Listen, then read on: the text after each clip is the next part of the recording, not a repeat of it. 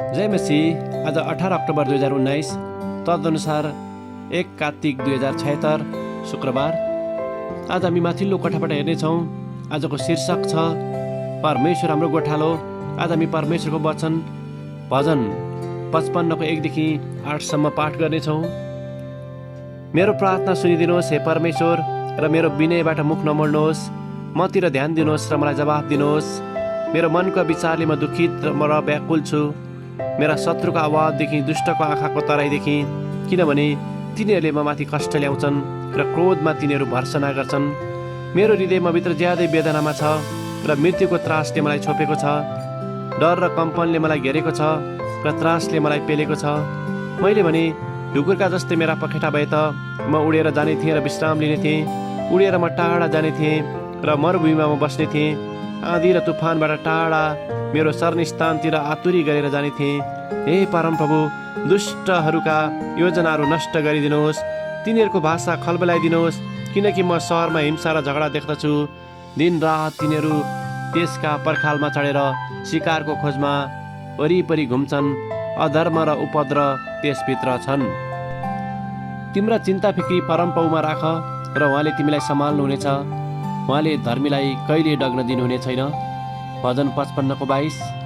लेखक आफ्नो अनुभवलाई यसरी वर्णन गर्नुहुन्छ। हाम्री प्यारी आमा हृदय सम्बन्धी बिमारी भएको कारण डाक्टरले म र मेरी बहिनीलाई धेरै समय बाँच्नुहुन्न भनेर बताउनु भएको थियो।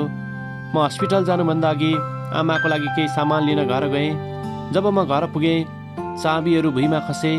म कुर्सीमा ठोकिएँ अनि कमजोर भएर थरथर काप्न थालेँ। मेरो असल साथी जोसँग मैले जीवन बिताउन सुरु गरेको थिएँ, ऊ पनि मेरो नजरबाट टाढा भएको थियो। म सहायताबिन र एक्लो भएको थिएँ।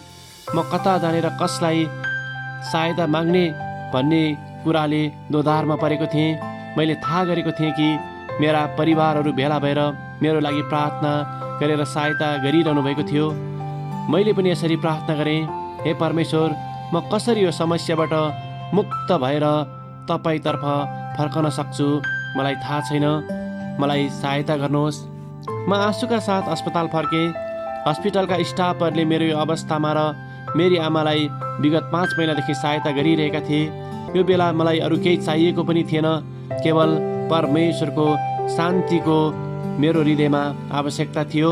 यो कठिन अवस्थामा मैले परमेश्वरको शान्तिको अनुभव पनि गरेँ।